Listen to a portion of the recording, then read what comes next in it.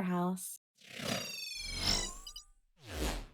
Hello, everyone. Welcome on in. My name is AirAngel, and I am accompanied by the lovely, the talented gliitchwiitch. And I hope Hello, you. everybody. Oh, Yeah, sorry. hi. Oh no, you're fine. I hope everyone's having a fantastic day, time zone, wherever you are. So this is Splatterhouse Wanpaku Graffiti, which is in Japanese that means naughty graffiti. Um, and this is not a normal Splatterhouse game. I will get into the little nuances in a moment, but if you see a bunch of pop culture references from the 80s, you are not wrong. They put that in there for a reason. It's a thing. It's going to be awesome. It's going to be spoopy. I really hope you enjoy this run. Before I start, I'm going to do a cutscene skip that requires a soft reset. So as soon as I press start, the timer is going to start, and you're going to see the cutscene skip right after that, and we're going to jump on into it. So I guess on the count of three, we're going to start this run. One, two, three, go. Good luck. That was a really quick reset there. So basically what I did there, it skips the whole beginning cutscene of this, which is our friend Rick, this cute little Friday the 13th-esque boy. I love him so much. He's so cute in this game. Just a little tiny axe. He's a little chibi kawaii little kid. It is awesome. But so the beginning cutscene that we skipped is actually our girlfriend Jennifer. She's crying at her grave because we apparently died somehow. But then lightning struck, and we are revived. But then it struck again, and the Pumpkin King revived and took our girlfriend. So That's one guy. we gotta go the save. real villain. The Yeah, Pumpkin King. as per tradition, we gotta go save our girl. So first pop culture reference here is obviously Michael Jackson's Thriller. I can't skip this. I can't do anything but just dance along. Yep, So really, sour, literally, please. all you can do right here is just wait for it to end. It's kind of Just great. we gotta wait for it to end. But yeah, so that's the first kind of random thing. If you're playing this casually, you are really confused at this point because you're like, okay, I'm thrown in the action. It's very Friday the 13th, and then Thriller. It's like, all right, that's fine. And like, if you're a fan of the Splatterhouse franchise, it's like, okay, this should be like this silly, or not silly, but like this really kind of gory, intense horror game. And then you get presented with Tiny Rick in the cute axe and like the world's cutest Dracula and just doing the Thriller dance. You're like, wait a minute, this is Exactly. not what I may have signed up for. And this is the second Splatterhouse in the Splatterhouse series. So the first one was notorious for being rather gruesome for its title, but this one was only released on the Famicom, so the Japanese equivalent to NES. I am actually playing this on an actual Famicom cart, courtesy to Meowtendo. I know she's in chat. I love you, girl, and thank you so much. But yeah, so this is the haunted bookcase.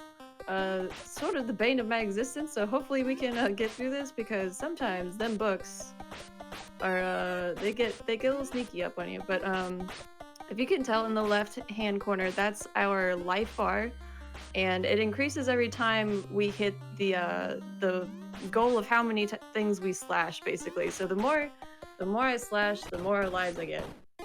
So Yeah, basically you level up and gain more maximum health. And just like that, knowledge is in fact Right. not power anymore. We have defeated knowledge. I'm gonna try to do this trick for you guys here. I missed it because I was too focused on smiling. It's fine. Yeah, this is officially our first boss, I think. Yes. Okay. Beach Basi- ball boot, because she's really mean, but we got through it. So basically the quick kill of that is if you hit her head in the corner, you can just keep slashing. But we managed to not die there, so that's good. And that was like a little exorcist plug-in, if you couldn't tell. And it just basically rips off a bunch of 80s horror movies, some from the 70s as well. So this fight is literally headless chickens, and I have to fight these knives with an axe. Don't ask. It's Japan in 19, I think 89 is when this came out. So I don't really ask. But there is actually a Japanese horror film that involves headless chickens that came out somewhat like or close to this game release. So I don't even remember the name of it. See, that I did But not there know. is in fact a Japanese movie about headless chickens. See, I just assumed that Um, fight was just a reference to the first Splatterhouse it was because there just is a fight where you fight a bunch of knives. oh nice. Yeah, someone in chat Googled it or something because I was trying to explain the game to somebody and they're like, "Oh yeah, there's actually a really bad like B-rated movie." I was like, "Well, you know, not all horror films are great." But anyways, so we are now in the sewers. We're basically swimming and just trying to get I call them little sushi boys because they kind of look like little squid things. And try not to think where I am right now because the sewers are gross. But it's for our girlfriend. We gotta go save our girlfriend. So Of course. What's her name? I'm I've forgotten your girlfriend's name. Um, Jessica. Jessica, right. I've only played Splatterhouse 1 Wait, no, way is too it much. Jessica? It's Jessica Jessica. sounds right. I'm like double checking myself. So this fight, you can just stay on the bottom, which is that was completely It's new Jennifer. knowledge to me. I'm so sorry. Oh right, Jennifer, got it. I thought it was Jessica because I got Rick and Morty mixed up because we're Spoopy Rick. Anyways, that's it. That's all I got. That's all I got. I'm sorry. I'm out. I'm done. That's all I got. No worries. That fight, just to recap it, like, is really kind of tough. If you get hit once, basically it knocks you all the way to the left side of the screen.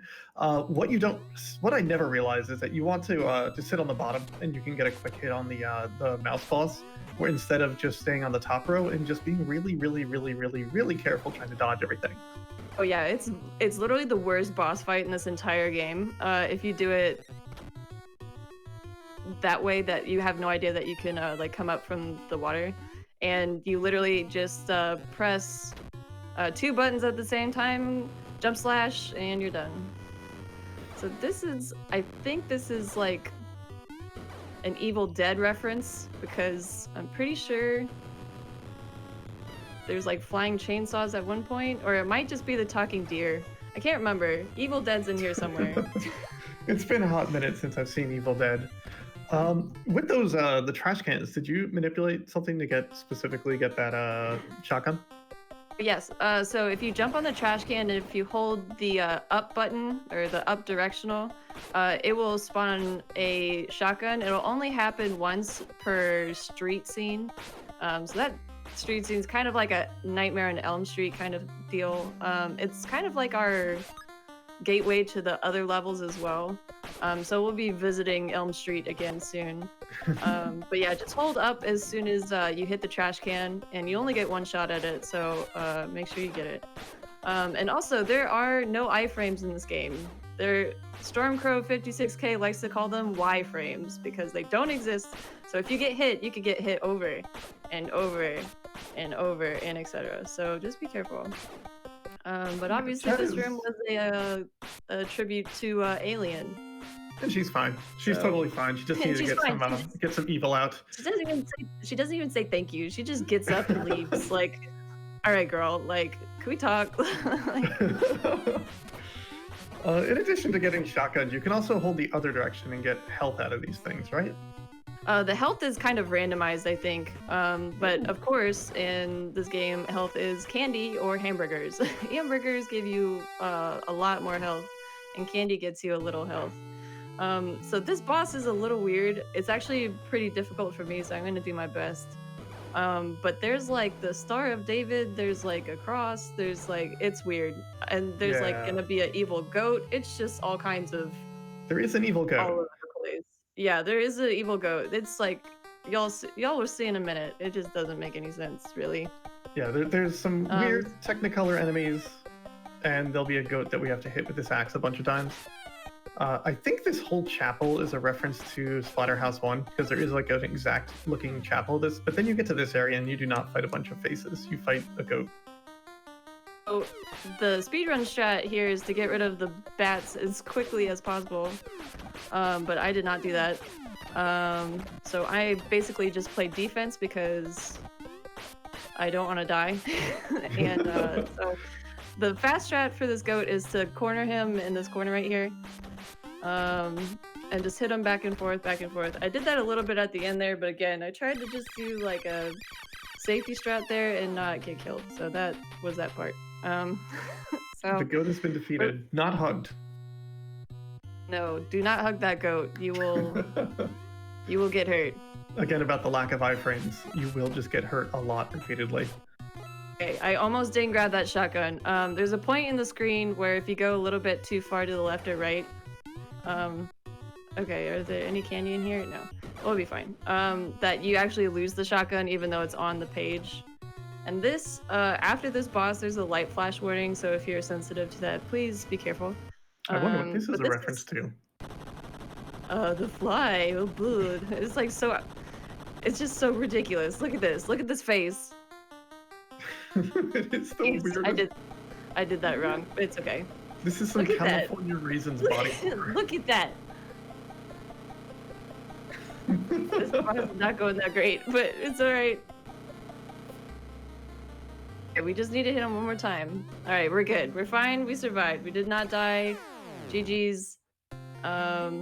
He's clap. So, This light is flash important. warning. Be careful.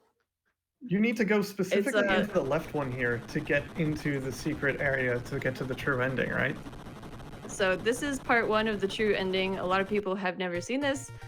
We just get transported to Japan. Just, okay, like, alright. Yeah, this was in this house. Yep, and these are little yokai. Well, I call them yokai. They're little spirit things because it kind of reminds me of Yokai Watch if anybody plays that game. But yeah, so it's like a little bonus level. There's another bonus level that we'll be doing a little bit later in the game as well. For the true ending, which we are doing today, you have to unlock both of the bonus levels and grab the orbs at the end of them, which you're given. And this is going to be a nice little break for my hands. We basically just sit here while this geisha dances. That's just basically wait. it. And we can also fart during this. Give me a second. Will we be rude? She's got different reactions to you if you're rude to her or not rude to her, and she notices. It gets me every time. Fart percent. I'm sorry. I'm You a have to child. do it. You can't be You have here and to do it. not. He lifts. Okay, he lifts his leg. Oh, she Okay, noticed. like I can't. I can't lift. I can't make this up. She very much so noticed one of those. Really? I think so. I'm sorry. I'm sorry. I didn't mean to be rude. Yep, there, how rude you are. I'm so rude. I'm just so rude. How dare? I'm sorry. She works hard, okay? Like, she doesn't need Rick to come in there and just like fart all over the place. Just like I so just fell much because too. I'm That's just a lot laughing of so pent up. much. It's just, yes. Anyways, so this is kind of a mixed tribute. A little bit later, we're gonna see Jaws-ish. I say ish because you don't really see a whole lot of it. I'm gonna wait till that Can't goes not away. Crystal Lake. It's got a name, like Yeah. Diamond or something. It's like 3 or 4 movies in this one level, to be honest. And there's another, so the final boss of this, or not final boss, the boss of this level in particular, is from a weird reference, but it's literally a dude with a pitchfork and tries to stab you with the pitchfork. And I don't, like, why? Why would you do that? It really doesn't look like a pitchfork either. It just looks like he has like a dinner fork. Yeah, exactly. I call him Gordon Ramsay, so you guys will understand in a moment. I'm just preparing you because I have to sort of focus on that boss fight because it's one of the only, well, I guess there's a couple RNG things in this game, but he kind of goes all over the place and it's rather annoying. But yeah, so hopefully not to get hit by Left Shark here. Left Shark usually attacks me, no matter how much people love him. Left Shark is sometimes a little chompy in this game. Ooh, All right. It's spelling Gordon Ramsay. Gordon. Here he is. The game, I'm just laughing. Okay. Ready for dinner. There's a lot of Okay, that one is flashing. You just have to hit him somewhere. Like you can hit his fork. Like, the hitboxes in this are weird, okay? Like, you don't even have to hit him. It's a load-bearing fork. Somewhat of a light flash warning, after this. Oh, never mind, it's just like a screen. Yep, alright. And that was the end of that level, yay! Alright, I just really love this game, and it's a lot of fun. It's cute and it's fun. It's not gentle, but it is an exciting experience. And now we use the axe for its intended purpose of cutting down like 1 or 2, maybe 3 trees. Yes, and this level is actually the spookiest level of the whole game, and it's borderline terrifying in my opinion. Like, look at this. You literally have like zombies coming off of their corpses on the trees. They're fine. They're walking. They're fine. They're walking off. It's just a stretch.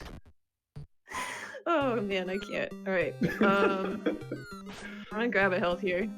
But if you go in the transition areas like that, more than likely there's gonna be health in the boxes. It's randomized if you get a hamburger or a piece of candy or not. Getting hacked. These little faces have legs. They're so cute. Oh my god. All right. I gotta be somewhat careful with my health here because I got hecked in the heck room. We'll be fine. We should be good. So the next boss coming up, I call him Teen Wolf. It's obviously a tribute to the Wolfman. Well, I shouldn't say obviously. If you haven't seen these movies, you wouldn't know. But it's a thing. It is definitely a thing, and you'll see what I mean in a hot second. Oh, I gotta jump over that. This is the boss I constantly forget exists. Like every time I play this game, I'm surprised to see him. So fun fact, in that room, if a bucket falls on your head, you get more health. Huh. And you literally have a bucket on your head. I'm not like that's no joke. Here he is. So this is like the worst part of the game in terms of iframes because you can get hit by the balls as well as his little second. All right, we're fine. It's okay. Oh gosh. Yeah, it's fine. It's fine. We have lives and continues. Everything's fine. Well, luckily, continues. Luckily for this boss fight, you just end up back here, which is really nice. And I just was honestly laughing at myself the whole time when I was fighting it, so it's fine. We're just having a good time, people. We're all just hanging out on this Twitch channel, fighting the Wolfman together. Hope you guys are enjoying this riveting content of me getting smacked around by whatever he's throwing at me. I mean, I'm enjoying it, and that's kind of what matters, right?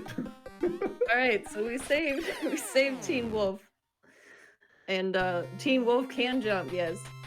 So this part coming up is a little strange because I don't even know what it could be referencing at all. It's just like a haunted maze with a bunch of pumpkins in it. Obviously, we're trying to go hunt down the Pumpkin King to get our girlfriend back, so maybe it's just like outside of his house. I don't know. The big key to this game for anybody that does want to speedrun it is jump slash. Like, jump slash the heck out of this game, because that's how you're gonna win the day. Jump slash. There you go. I had to remind myself because I always fall there, and every time you fall, you end up at the beginning of the level. So, oh no, not a great time. Yeah, don't fall. So really happy I didn't fall there because it's just not nice. And the little like meatball things flying at you like are just super annoying too. So I'm glad we evaded them. And now we're at the spooky house mansion thing. It is called like Spooky House or something, isn't it? Like Murder House, maybe? I don't even. Like I matched through that text, so I don't read it. The interludes between stages definitely have like a little bit of text that tells you what's up, and now we're in Egypt. We are, and we're in Egypt because we avoided that yellow hat guy. And if he catches you, you don't go to Egypt. You remain in the house if he does catch you. So for any percent, I'm just gonna wait here for the bets. For any percent you get caught and you got. Sorry. And I don't know. It's just. And then yeah, you go through the mansion and you skip this whole thing. Oh, almost got hecked by that bet. All right. Why are bats always just so mean? Anyways, so another random thing. We can't fart during this scene. I'm sorry, everybody, but this is Cleopatra. She's gonna seduce us with her Famicom pixelated self. I am So, smitten. I am so smitten right now. and she's so cute. I mean, her outfit is just adorable. I love it so much. And Rick I can't even move Rick at all. He's just perplexed. He's just like, what is going on? We're Like, just gonna hang out here. We're fine. what is and just like flashing lights, like they're trying to, I don't know, just this is very 80s. So a lot is happening right now. All right, so we got our second orb, which is awesome because that means we will get the true ending, which was the whole point of this run, which is always a good thing. So this part of the room is really tricky, and I'm gonna focus real quick. I call it Clockwork Orange because, go figure. There's a lot of spooky jumps in this level. Like this is AirAngel makes it look extremely easy. It is not. And every Which is time kinda you getting fall, good about you go back to the beginning of this level as well. So there are other dips and stuff, like this little fire pit or whatever. If I fall in it, then I go back to the beginning of the level. I somehow skip through all of those bats, and I kid you not, every single time I play this game, I've always been picked up by a bat. I have never once in my life not, and that is a miracle. Anyways. So, that's a soda machine. If you need more health, you could drink a soda, but I don't need it. So this is the final boss. This is the Pumpkin King, and he's a butthead. I think we should issue another flashing warning here. I think there's a lot of flashing during the fight. Literally the floor's like this the whole time, and then at the end of the battle, it's very, very much so. But I have to hit him 16 times. Exactly 16 times. It's the most monotonous boss battle ever. It lasts forever. Yeah, and the little pumpkins, again, no iframes, so if you get hecked by one, you get hecked by all of them. So it's a giant, as my community and I say, a giant oofy doofy.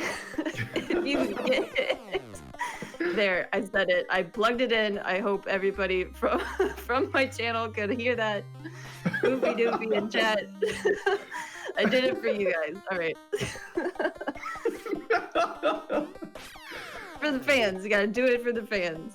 But yeah, and it's randomized where the pumpkin ends up. But as soon as you can like sort of gauge where you need to jump and like move around, it's not too bad. When I was first learning this, I just kept getting hit all the time, and I just didn't know why. I think I was just afraid to get close to the Pumpkin King. The hitboxes of your axe are, I wouldn't say like like against the final boss, because you can not stand that far away from him and just slice. Like I barely touched the bottom of it and it's just gone.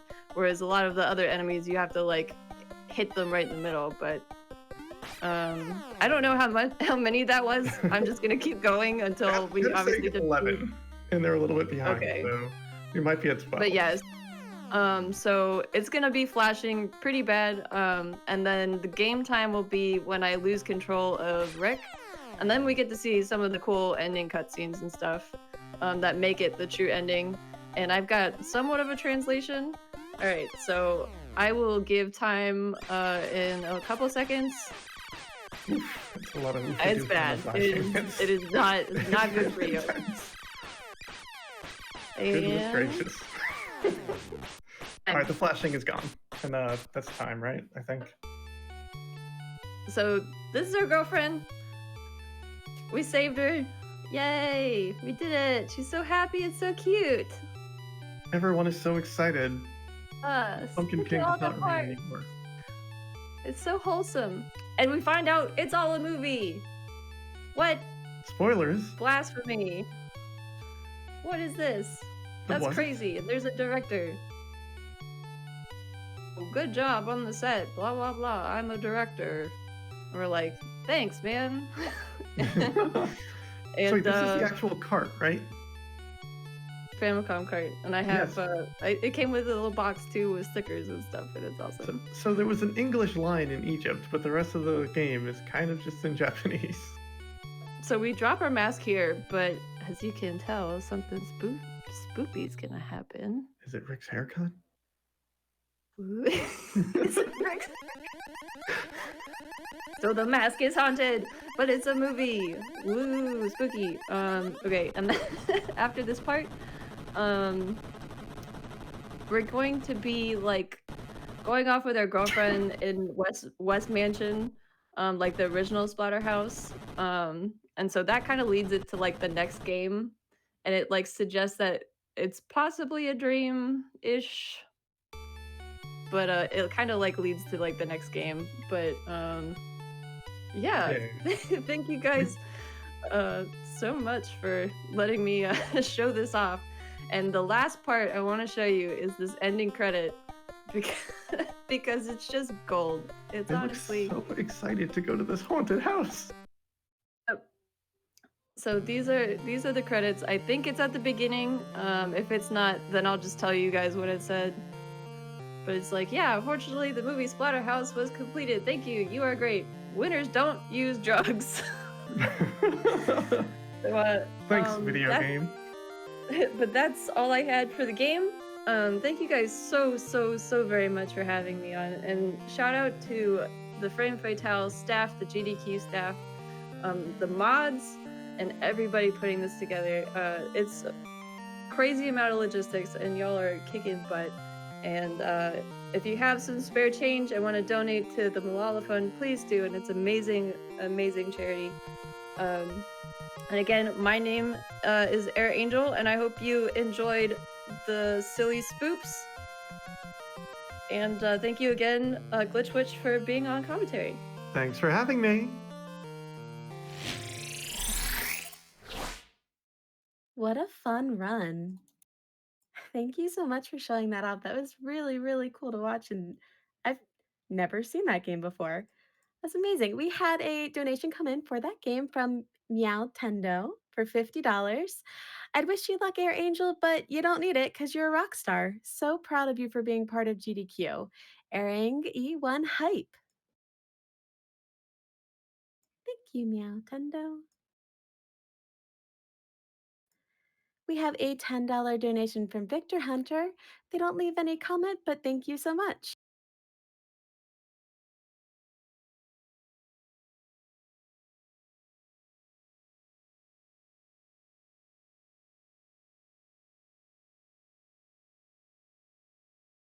And just to remind everyone, we do still have that incentive open for the Remain a Pretty Goose on Untitled Goose Game. Part of the Goose Game run requires our beloved goose to get dressed up with a ribbon. If you'd rather we keep the ribbon on instead of immediately discarding it, donate for it. We're at 913.20 out of 1500. We also have another really cute bid incentive for Hug the Goat in Undertale. The final boss of Undertale is a huge jerk. A huge jerk. But after all is said and done, the choice is yours. Did he deserve our forgiveness? Do they deserve a hug? I think they do. Right now, that is at $450.11 out of 1500. So if you want to see that final boss get a hug, go ahead and get your donations in for that. We are going to go ahead and watch a Twitch ad.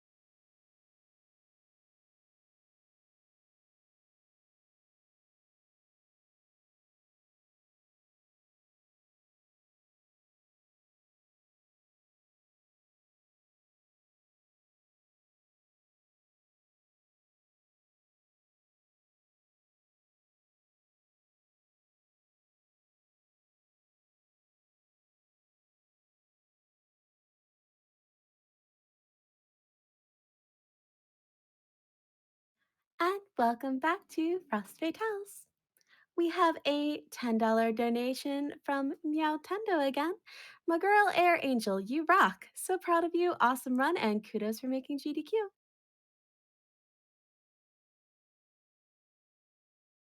We have a donation from Jara for $50. They don't say anything, but we really, really appreciate that. Thank you so much.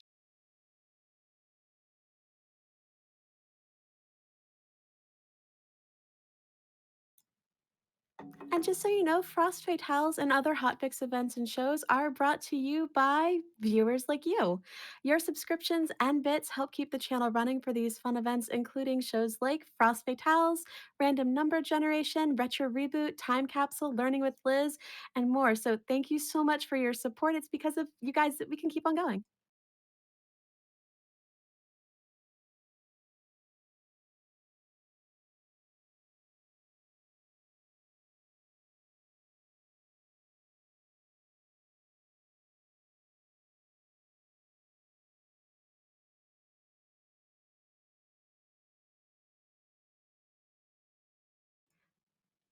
We are only $586.80 away from that Goose Game incentive. Not only will we get to keep the ribbon in the run, but we'll also get to dress up the beautiful, wonderful Tech Goose with a bow, which should be super. Look at that. Look at that goose. That goose needs a bow. That goose needs a bow.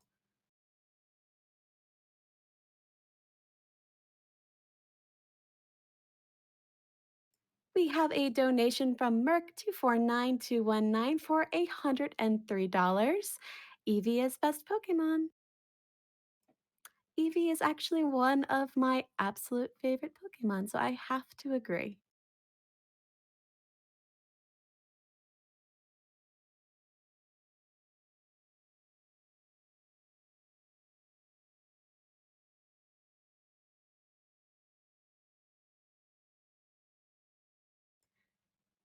As a reminder, there is a super awesome shirt by the Yeti. The Yeti is donating $5 per Frost Fatale shirt sold to Malala Fund. You can find the shirts at theyeti.com.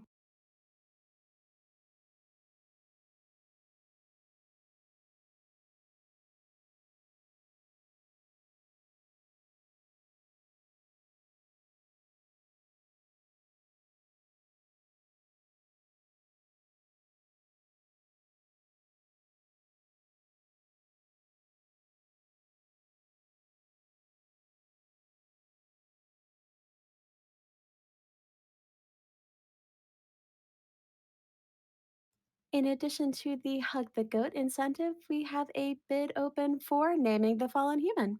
So if you want to go ahead and get a name in, you can submit towards that one.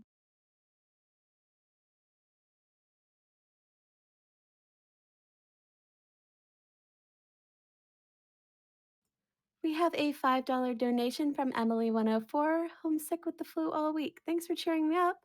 Thank you for donating, and I hope you feel better.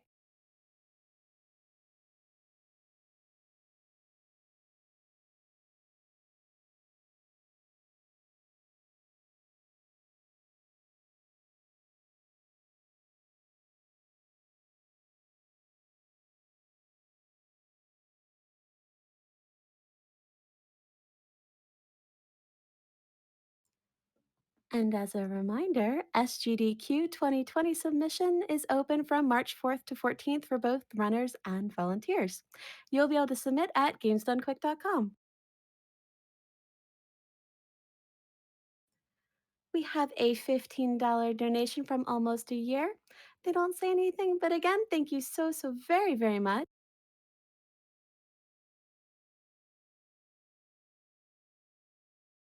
And with that, we are